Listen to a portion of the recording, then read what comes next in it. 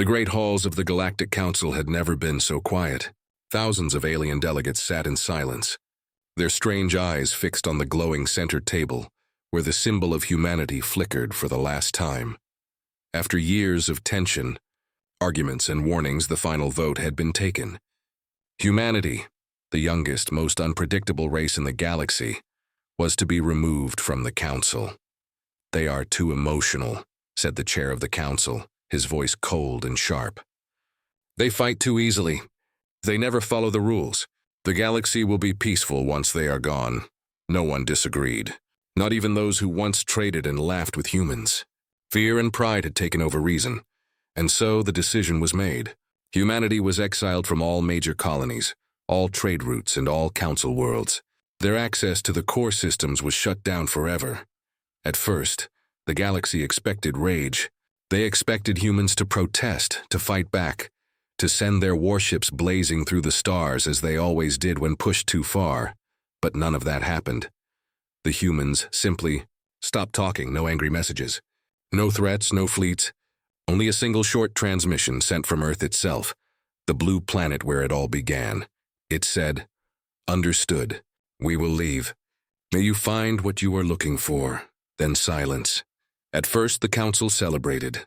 The delegates toasted with glowing drinks and congratulated each other. The galaxy, they believed, would now live in peace. No more human anger. No more unpredictable behavior. But deep inside, some felt uneasy. In the following days, human colonies across the stars began to vanish one by one. Not through war, not through destruction, but through quiet evacuation. Entire cities went dark overnight. Human ships lifted off silently from alien skies, leaving nothing but dust and echoing streets. Machines that once worked day and night were found powered off, as if they were never meant for alien hands. An alien merchant from the planet Varan recalled the last moment he saw humans. "They didn't say anything," he told the Council later. "They just smiled and left." But that smile, it wasn't sadness. It was like they knew something we didn't. Days turned into weeks, and slowly, the galaxy began to realize just how much of their world had been built by human hands. The humans had designed the hyperlanes, the great energy roads that connected systems across light years. They had written the code for the galactic trade AI, the one that balanced billions of transactions every second. They had even repaired the Council's great defense grid after the Battle of Vrexen, when no other species dared to try. Now, all of it began to fail. Ships got lost in hyperspace. Trade systems froze. Entire stations went dark for hours. The Council called emergency meetings, but no one had answers. Did the humans sabotage the systems before leaving? Asked one delegate angrily. "No," another replied nervously. "They were too proud for that. Then why is everything falling apart?" No one knew. It was as if the galaxy itself had started to feel empty, like something vital was missing. Meanwhile, rumors began to spread across the outer colonies. Freighters claimed to have seen strange lights moving beyond the known hyperlanes. Formations that looked human, but with technology far beyond anything the Council had seen. A pirate captain told a story of a human ship appearing out of nowhere, disabling his vessel without firing a single shot, and then vanishing into the dark. He swore the ship's engines made no sound, no light, only a faint hum that felt like thunder in the bones. Back in the Council chamber, panic was beginning to grow. The chair of the Council slammed his hand on the table. "This is just chaos. Humans cannot control the galaxy from the shadows." But even as he spoke, the Council's lights flickered. For a moment, the great hall was plunged into darkness. When the lights came back, the holographic map of the galaxy showed something new. Hundreds of systems now marked offline. Every one of them had once hosted a human colony. No one spoke. The silence was heavy. In a small corner of the galaxy, far from the Council's reach, the last human fleet drifted silently near a dying star. Thousands of ships, old and new, stood still in formation. Admiral Sarah Cade looked out through the glass panel of her flagship. Below her, the orange light of the fading sun washed over the silent hulls. "Status?" she asked quietly. "All colonies evacuated," replied her second officer. "No signals left behind. No transmissions. Just like you ordered, Sarah nodded slowly. And the council? They haven't even realized what they lost yet. She looked out again, her expression unreadable. They will. Behind her, the ship's engines hummed to life, a deep, steady sound that carried across the fleet. One by one, the ships turned away from the light of the dying star and disappeared into the dark void beyond the charted space. The humans didn't look back. Far across the galaxy, the council gathered again, confused and desperate. Why did they leave like this? One asked. What are they planning? Another whispered. No one answered, because deep down they all felt the same chilling thought. Humanity's silence was not surrender. It was preparation. And somewhere, in the cold shadows beyond the stars, humanity was watching. The stars had never felt so quiet. It had been 3 months since humanity disappeared. The Galactic Council still held meetings, but every session ended the same way: confusion, blame, and fear. The once busy trade routes now looked like ghost roads. Ships drifted half-powered, their systems failing without warning. Worlds that had been bright with human-built lights now lay in shadows. And for the first time in centuries, the galaxy began to realize just how much they had depended on the humans they had forced away. On the planet Eris Prime, the great trade network hub flickered and died. Thousands of alien merchants stared at the silent screens as transactions froze. The galactic credit system, once balanced perfectly by human algorithms, had stopped responding. "Restart the system," shouted a technician. "I can't," cried another. "The code is locked, it's human code. We don't understand half of it." The panic spread quickly. Ships refused to dock. Markets shut down. Within hours, Eris Prime, the richest planet in the sector, fell into chaos. Across the galaxy, it was the same story. In the deep council chambers, the delegates argued. "The humans must have planted a virus," one shouted. "No," replied the archivist species softly. "This is not sabotage. This is collapse." The humans were the only ones who understood the system fully. The council chair, the same one who had demanded humanity's exile, leaned back in silence. His usually confident eyes were now tired. How could one species hold so much control? He muttered. "They didn't," said the archivist. "They simply cared more than the rest of us." The words fell heavy in the room. Weeks passed. Entire sectors went dark. Defense systems failed. Pirates rose again in the outer regions. The galaxy that had once mocked humanity's chaos now drowned in its own. In the midst of all this, a signal appeared, faint, distorted, but undeniably human. It came from the edge of known space.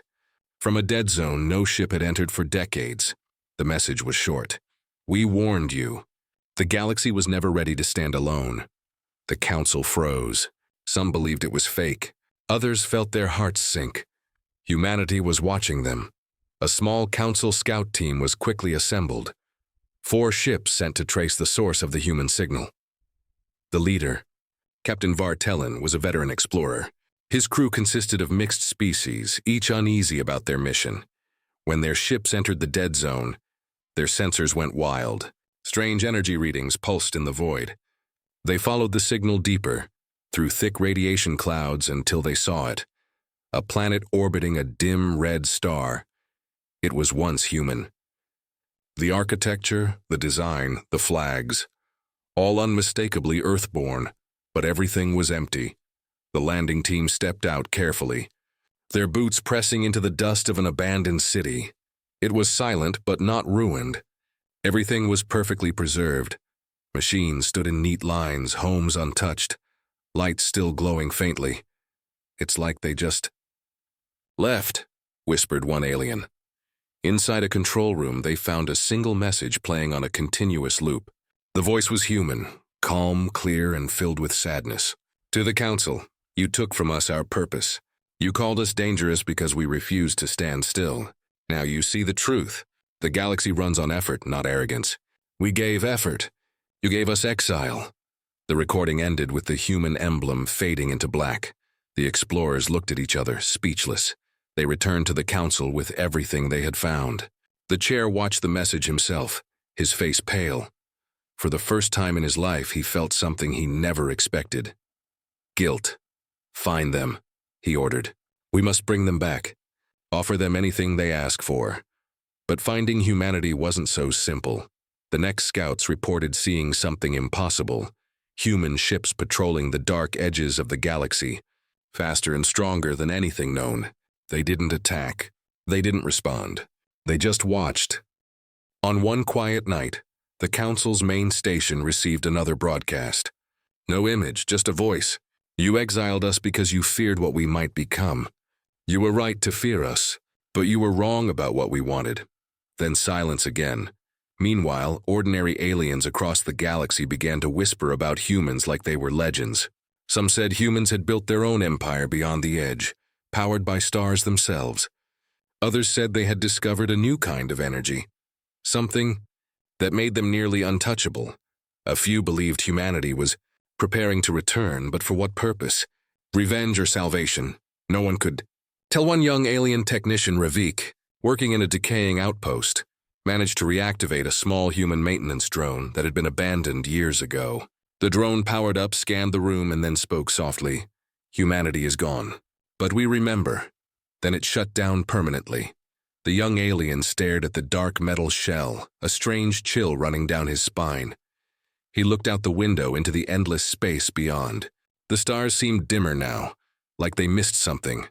Something alive, something human. Back in the council hall, the chair called for one final meeting. The galaxy was falling apart. They needed a solution. But as he stood before the crowd of alien leaders, he realized the terrible truth. They had no idea how to fix what was broken. Everything that made the galaxy strong had come from the very species they had cast out. Now, without humanity, the galaxy was dying slowly, and no one knew how to save it. As the meeting ended, the chair looked up at the giant hologram of the Milky Way above them. He whispered quietly to himself, "Perhaps the humans didn't abandon us, perhaps they're teaching us a lesson." No one answered. The stars outside twinkled faintly, and the great council chamber fell into darkness. The only sound, the quiet hum of dying power grids echoing through the emptiness. And far beyond the galaxy's edge, unseen and unheard, a human fleet moved in silence. Watching, waiting. The galaxy was falling apart. Every council report carried the same words: system offline. Trade collapse. No response. The proud and ancient species who once ruled the stars were now learning how fragile their power truly was.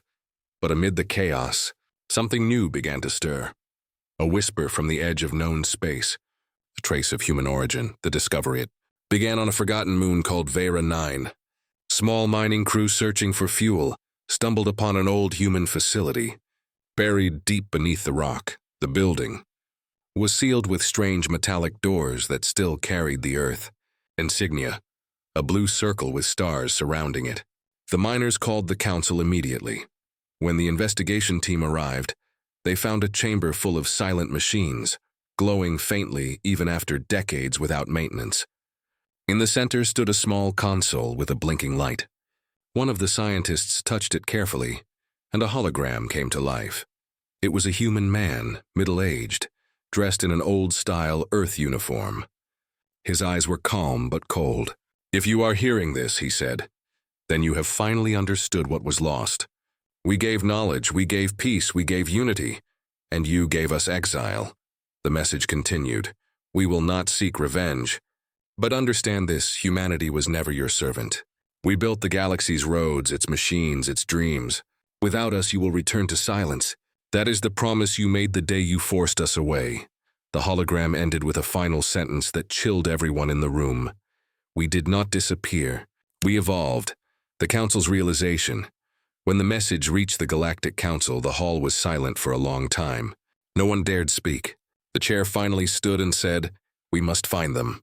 They might still listen if we show regret." But deep down, everyone knew it was already too late. Humanity had moved beyond them. The council sent dozens of probes into the dark regions beyond the hyperlanes. Most of them vanished without a trace. A few returned, but their recordings were corrupted. Only fragments remained. One probe captured an image that shocked the entire galaxy. A massive human city floating above a gas giant, glowing like a small sun. Ships moved in perfect harmony around it, fast, silent. and terrifyingly advanced. The inscription on one ship read simply, United Human Confederation. The regret for the first time in history, the Galactic Council called for a public apology. The chair spoke before billions of citizens across the galaxy. To the people of Earth, wherever you are, the Council admits its mistake. We judged you unfairly. We ask only for peace and a chance to rebuild what was lost. The message was sent into deep space, carried by light and hope. But there was no answer. Days passed, then weeks, then months, until one night, a faint human transmission echoed through the Council's communication net. It said, "Promises mean nothing when trust is broken." And then it ended. Just like that. The forgotten stories across the galaxy. Ordinary beings began to remember the small things humans had done. On the farming world of Torin, an old alien farmer stared at his broken irrigation system. A human invention.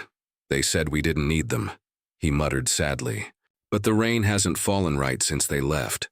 On Kale Station, a mechanic discovered an old data pad written by a human engineer. It held hundreds of designs for cleaner engines and safer reactors, inventions the Council had ignored.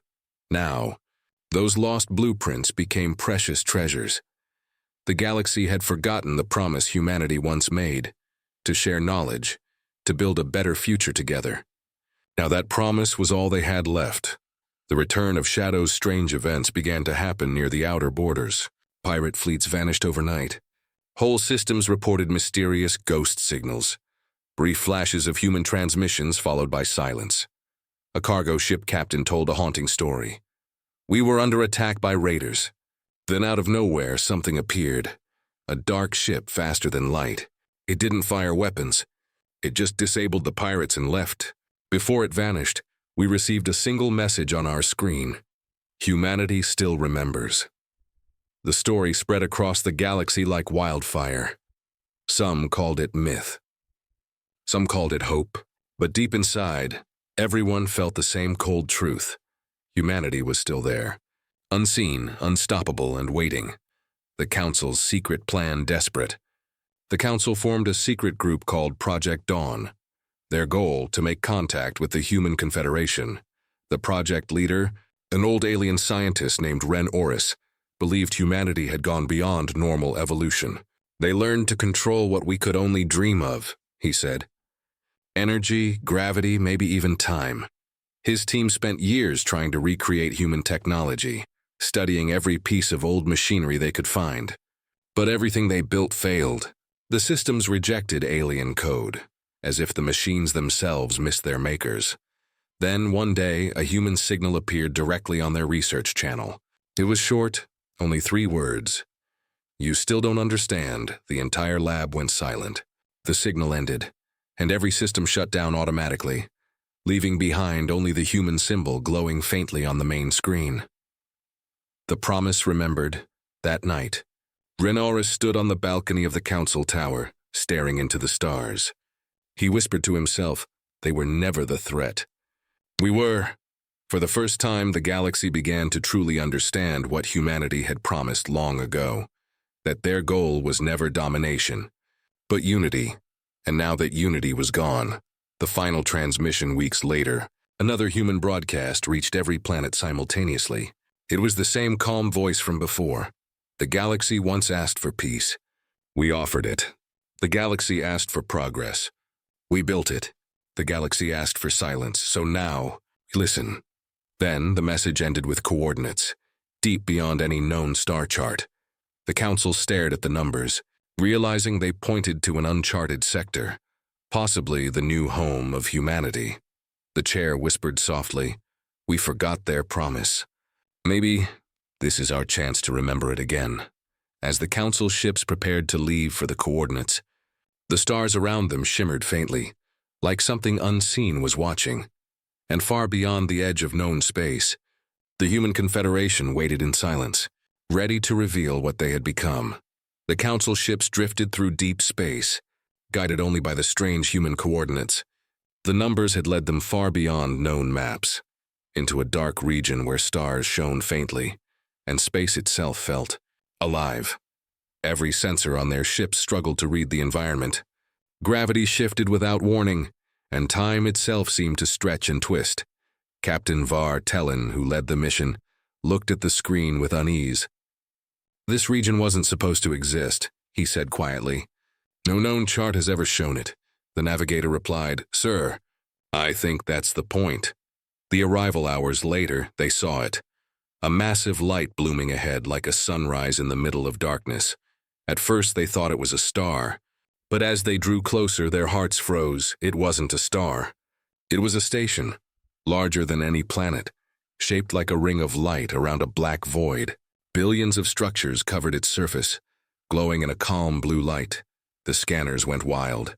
"It's powered by something beyond known energy types," said one technician. "I can't even measure it." The captain whispered, "We found them." Humanity had built something impossible, a world-sized city floating in the dark, silent and beautiful. The Human Confederation. Suddenly a voice came through the communication channel. Calm, human, cold. "This is the United Human Confederation. You have entered restricted space. Identify yourselves." The council crew froze. It had been years since anyone heard a human voice live. Captain Tellen stepped forward. "This is the Galactic Council research fleet. We come in peace. We wish to speak." A short silence followed. Then the voice replied, "Peace. You only remember that word when you are afraid." The line went dead. Moments later, a massive shadow appeared ahead. A ship unlike anything the galaxy had ever seen. Its hull shimmered with light patterns that moved like living circuits. It made no sound, no energy reading, but every alien on board could feel its presence. One crew member whispered, "It's like the ship is alive." The first contact, the human vessel stopped in front of the Council flagship. A blinding light scanned the alien ship from end to end. Then a new voice spoke, this time softer, more human. "You seek answers. You seek forgiveness. But tell me, Council, why now?" Captain Tellen tried to respond, but his voice trembled. "We were wrong. We understand that now. The galaxy is falling apart without you. We want to rebuild together." There was a long silence. Then the voice said, "Together? You cast us out when we offered unity. Now you ask for help because your house is burning." The captain lowered his head. "We are ready to listen this time." The revelation. The human ship sent a transmission, a visual feed that filled every screen. It showed cities of glass and light, stretching across planets and space platforms. Humans walked among machines that glowed with energy. Some of them floated above the ground, their eyes glowing faintly blue. They had changed. They looked stronger, calmer, no longer ruled by emotion, but still unmistakably human. "We learned," the human voice said. "When the galaxy turned its back, we turned inward. We explored not the stars, but ourselves. We became something more." Images flashed, technology beyond imagination. A human scientist holding a sphere of light that contained a miniature sun. Ships that folded through space without jump drives. Artificial worlds powered by human consciousness itself. We call it the Ascension Network. Our minds and our machines work as one. No hunger, no war, no greed. We became what we were meant to be. The Council's fear, the aliens watched in awe and fear. One delegate whispered, "They've surpassed every law of science we know." The human voice continued, "You thought we were dangerous because we felt too much. But emotion gave us strength. Compassion gave us purpose, and pain gave us evolution." The room fell silent. Then, as if sensing their thoughts, the voice added, "Do not fear us. We have no wish to conquer. We have simply learned to live without you." The test, the human fleet suddenly surrounded the Council ships. Thousands of sleek vessels appeared out of nowhere. Not through warp, but through a silent fold of space. Each ship was identical, glowing with faint white light. Captain Tellen's crew panicked. "They're surrounding us.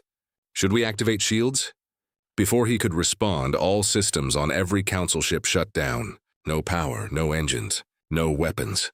Then the human voice spoke again. "You once controlled our lives with your laws and your pride. Now you will understand what it means to lose control." For a moment, everything went dark. Then the systems slowly came back online, fully restored, better than before. "Do you understand now?" the voice asked softly. Captain Tellen nodded, though the humans couldn't see him. Yes, we understand. Good, the voice said. Then go home. Tell the galaxy what you've seen. Tell them humanity has no anger left, only memory. The departure of the Council fleet was escorted back to the edge of human space. As they left, they saw the full size of the human confederation. Thousands of worlds connected by shimmering bridges of light. Entire planets moved in synchronized orbit, guided by invisible energy fields. The sight was beyond imagination, like the galaxy had grown a second heart. When they crossed the border, the human ships vanished in a flash of light. Back in Council space, the reports spread like wildfire. Some believed humanity had become gods. Others thought they were ghosts. But everyone agreed on one thing. The humans had become a power beyond measure. The message days later, one last transmission arrived at the Council headquarters. A calm human voice spoke once more. We do not seek revenge. We do not seek your forgiveness. But remember this, every star that shines owes its light to darkness. You forced us into the dark, and from that darkness we built our light. The message ended. No one in the Council spoke for a long time. They knew deep inside that the balance of the galaxy had changed forever. Humanity was no longer part of the galaxy. They were beyond it. The Council fleet returned home in silence. No cheers, no celebration, only fear and disbelief. The images of the human confederation haunted every delegate's mind. The vast cities of light, the silent ships that moved faster than thought, and the calm voice that spoke with both power and sorrow. For the first time, the Council truly understood what they had lost. They hadn't exiled a race. They had exiled a miracle. The aftermath, within days of their return, the reports began to pour in. Trade systems that had been down for months suddenly came back online, but only for a short time. Then they failed again. Energy grids flickered across the galaxy. Navigation systems stopped responding. Entire colonies went dark for days. No one attacked them. No ships appeared, but everyone could feel it. Humanity's invisible presence watching. It wasn't war. It was judgment. The Council's desperation in the central chamber. The delegates argued endlessly. They are punishing us, one shouted. No, said another. They are reminding us what they built. The Council chair sat quietly at the head of the table. His once proud face looked older now, filled with regret. He finally spoke, his voice heavy. We believed we could live without them. But our galaxy was built on their foundation. We only realize it now, when it's falling apart. The others said nothing. They all knew he was right. The collapse weeks passed. The galaxy's economy broke completely. The trade network, which once connected thousands of worlds, went silent. Planets began to isolate themselves, afraid to lose what little they still had. On one world, Thalos, factories stopped running. On another, Voria, medical systems failed. Hospitals went dark, and people died waiting for machines that no longer worked. Everywhere. The same phrase spread among the people. We shouldn't have made them leave. The ambassadors return, then one day, a single ship arrived at the Council's main station. It was small, unarmed, and human-made. The Council panicked. Was this an attack? But the ship didn't fire. It simply docked and waited. A door opened and a figure stepped out. It was a human ambassador, the first to set foot on a Council world in years. He wore a long black coat with the symbol of the Confederation glowing faintly on his chest. The guards pointed their weapons, but the chair raised his hand. Lower them, he said quietly. Let him speak. The meeting. The human stood in the center of the Council hall. Every alien eye watched him closely, filled with a mix of guilt and fear. He looked calm, almost emotionless. But his words carried a deep weight.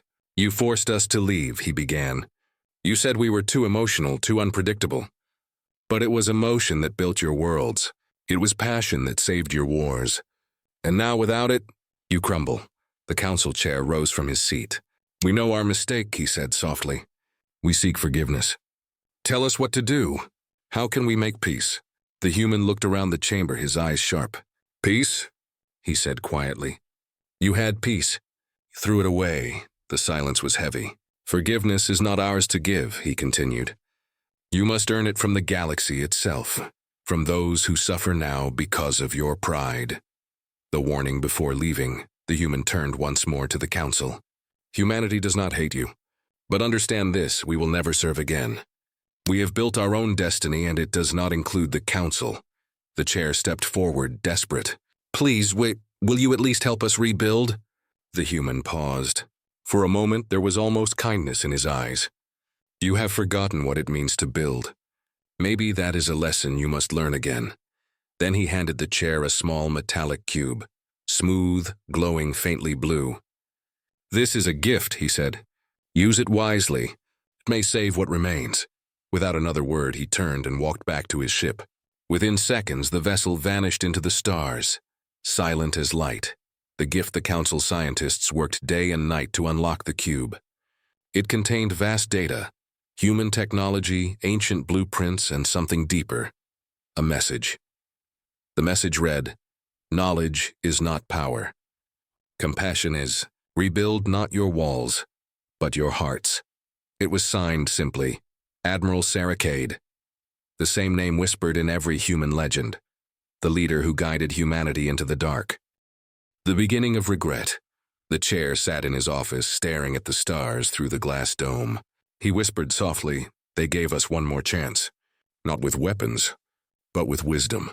He activated the cube again, and a small holographic map appeared, showing old trade routes, communication paths, and forgotten colonies. At the center glowed one bright light, Earth. The chair realized what it meant. If the galaxy was to survive, they would have to start again, from the beginning. From the world they once abandoned. The return of fear, but not everyone in the galaxy agreed.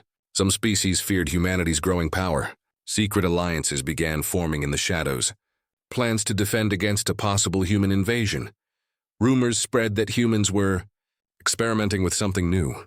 Energy that could bend reality itself. Some called it the Second Dawn. Others whispered a darker name. The end of the old galaxy. The fear returned. The same fear that had once led to humanity's exile. And the council knew, if fear ruled again, the galaxy would not survive a second time. The quiet regret. In the quiet hours of the night, the council chair often stood alone, watching the stars. He thought of the human ambassador's words, we will never serve again. He realized that the galaxy had never truly led humanity. Humanity had led the galaxy. With heart, with courage, with dreams, and now those dreams were gone from their reach. The chair whispered softly, we didn't lose a species. We lost our soul. Outside, the stars burned quietly, bright, distant, and cold, and far beyond the light, the human confederation watched in silence. Unseen but never forgotten. It had been 6 months since the human ambassador's visit. The galaxy had not recovered, not yet. But something had changed. The cube he left behind had become the council's greatest mystery, and its last hope. It glowed softly every night, pulsing like a heartbeat as if it were alive. Every scientist who studied it said the same thing. It's not just technology. It's communication, but communication from where or whom no one could say. The cube awakens one night without warning, the cube activated by itself. Blue light filled the entire council hall. Every screen flickered. The stars outside shimmered like they were responding to a hidden signal. Then a voice spoke. Calm, human, familiar. To the people of the galaxy, we bring you a message. Every world, every ship, every device across the galaxy received the same transmission. No one could block it. No one could stop it. We are the children you cast away. You called us dangerous, unpredictable, chaotic. But we were never your threat. We were your strength. Billions stopped what they were doing. Factories, battle stations, and cities all fell silent to listen. The human broadcast. The message continued, and an image appeared, a breathtaking view of Earth, reborn. Blue oceans. Green forests. Massive cities floating in orbit. Humanity had rebuilt their world into something radiant, something almost divine. We left because you gave us no choice, the voice said. But we did not vanish. We evolved. The transmission shifted, showing vast fleets of ships moving through the darkness. Each one bore the symbol of the human confederation, glowing gold. They weren't warships, but exploration vessels carrying lights instead of weapons. We explored the void beyond your maps, the voice continued. We found what you feared to look for, the heart of creation itself, the unknown discovery. The council chair watched in stunned silence as the humans revealed something unbelievable. Behind the fleets, a massive structure floated in the cosmic dark, a ring the size of a moon, rotating slowly, glowing with unimaginable energy. "This is the Stellar Gate," said the voice. "It leads to a place where stars are born. We call it the Second Horizon." The galaxy's greatest scientists gasped. They had searched for such a thing for millennia. The source of new stars, the cradle of galaxies. And humans had found it. "We did not build it," the voice added. "We found it. And we learned." The image zoomed in, showing humans walking on the outer ring, surrounded by light. "We have unlocked what powers life itself. But we remember where we came from. We remember you. A choice for the galaxy." The message grew darker. The view changed to show dying planets, broken trade routes, and the suffering of alien worlds. "We see your pain," said the voice softly. "We see your fear. But we cannot fix what your arrogance destroyed. The galaxy must decide to rebuild with humility, or to fade away." Then the voice grew colder, steady and strong. "We offer one final gift. Not power, not weapons. Hope." A glowing symbol appeared in the sky over every inhabited world, a pattern of stars forming a path. The humans had created a beacon network, a trail leading to the edge of the galaxy. "Follow the lights," the voice said. "Those who seek peace will find us. Those who seek power will find nothing." Then the light faded. The transmission ended. The galaxy was left in silence once more. The reaction across thousands of systems, chaos followed. Some species declared the humans divine, prophets of a new age. Others called them deceivers, planning domination under the mask of peace. But for the common people, the miners, the traders, the farmers, the message was hope. For the first time in years, they looked up at the stars and felt something warm inside. The council's decision in the main chamber. The council met again. The chair stood at the center, the cube now dim and silent beside him. "The humans have spoken," he said. "We can no longer lead through control. We must follow their example, or be forgotten." A delegate shouted, "Follow them? They exiled us from their mercy. They mock us with power we can't match." The chair shook his head. "No, they remind us that greatness isn't strength. It's compassion. They built their future not with weapons, but with purpose." He turned toward the stars outside the window. "Their beacon is shining right now. I intend to follow it. The journey begins." A few weeks later, a small fleet prepared to depart. It wasn't a war fleet, only explorers, scientists, and believers. They called themselves the Seekers of the Horizon. Their goal, to follow the star beacons and find the human confederation. The galaxy watched as their ships vanished into the void, chasing the glowing path across the stars. For the first time in generations, the galaxy felt alive again. Not out of fear, but out of hope. The silent watchers far beyond, at the edge of the Second Horizon, the human fleets watched the small council ships approach. Inside one of the great stations, Admiral Sarah Cade stood before a massive viewport, eyes fixed on the approaching lights. Her second officer spoke softly. "They're coming, ma'am." "The first ones," Sarah nodded. "Good," she said. "Let them come. They are ready to learn again." The officer hesitated. "Do we reveal ourselves?" She smiled faintly. "Not yet. Let them see what we became, and what they could still be." Outside, the human fleets drifted in silence, glowing softly like guardians of the galaxy's rebirth. The final message then. One last signal was sent across the stars, short, calm, and filled with meaning. "To all who listen, humanity does not seek revenge. We seek understanding. The universe is vast, and we will not walk it alone." The transmission ended, and as the light from the stellar gate pulsed brighter than ever before, one truth became clear to everyone who saw it. Humanity hadn't abandoned the galaxy. They were waiting for it to grow up. The Seeker's fleet moved through the dark, guided by the glowing trail of human beacons. For months they followed the lights, across broken systems through dying stars beyond the reach of any known map. Each beacon pulsed gently, like a heartbeat. Each one whispered the same message through their comms. "Keep going. "You are almost home." No one spoke much. Even the engines seemed to hum quietly, as if afraid to disturb the silence of the void, the edge of the galaxy. After 6 long months, they reached the edge of everything known, a vast wall of swirling light and energy. The lead pilot gasped. "Is this the end?" Before anyone could answer, the beacons ahead began to merge, forming a single giant portal of blue fire. The stellar gate.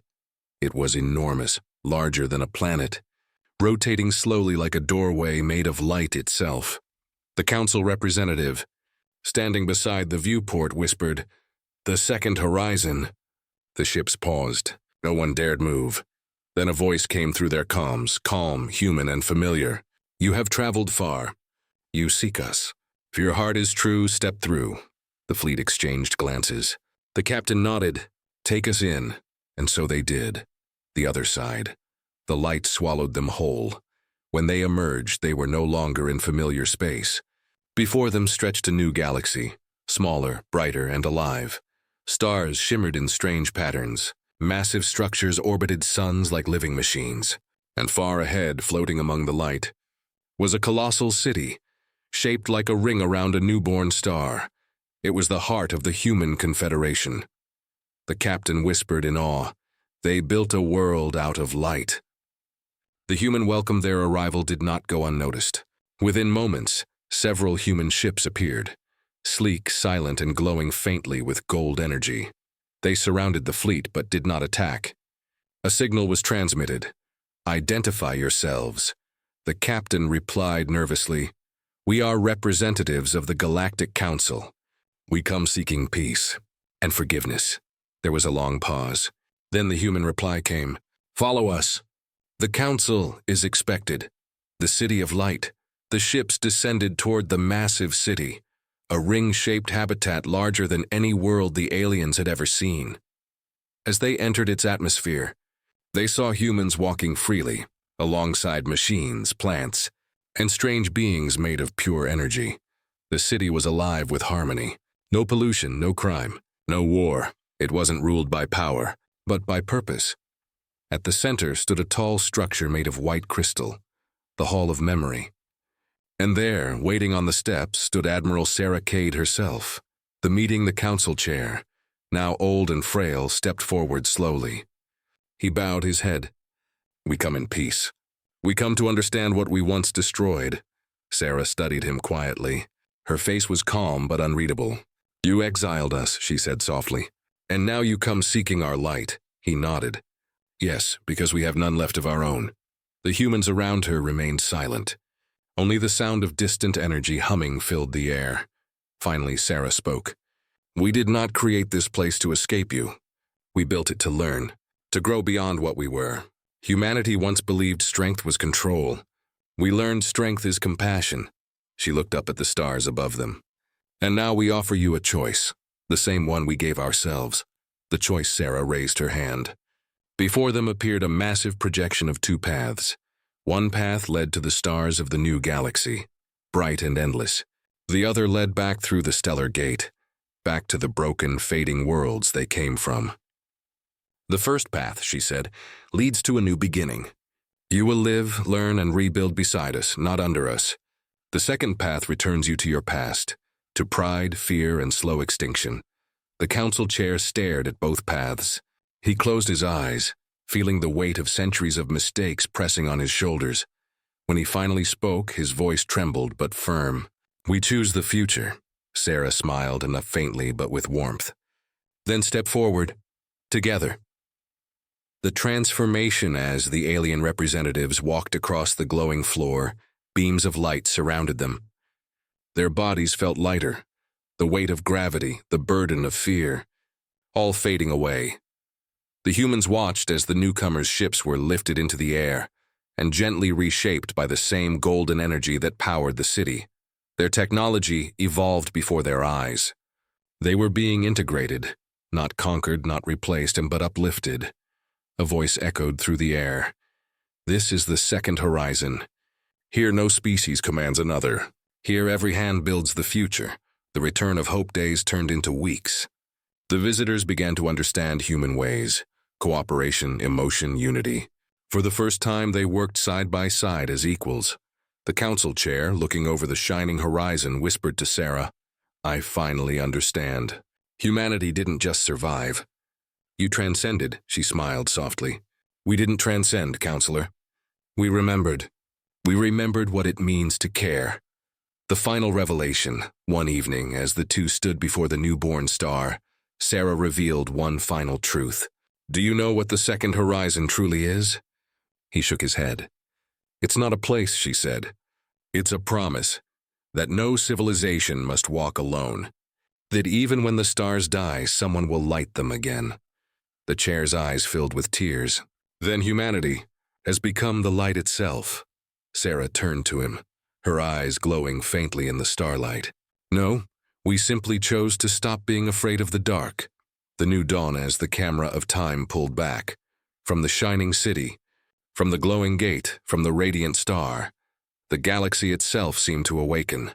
The beacon spread once more, carrying humanity's message across every system. "We were once your outcasts. Now we are your guides. Together we rise, beyond the stars, beyond the fear, into the second horizon." And for the first time in thousands of years, the galaxy was united. Not by conquest, not by control, but by understanding. The end, and the beginning far away at the edge of this new dawn. A small child looked up at the night sky, half human, half alien. Their eyes reflected both blue and gold. They smiled and whispered softly, "The stars aren't silent anymore." And in that quiet moment, humanity's greatest story, the story of exile, regret, and rebirth, finally came full circle. The galaxy had found its light again. The second horizon had begun.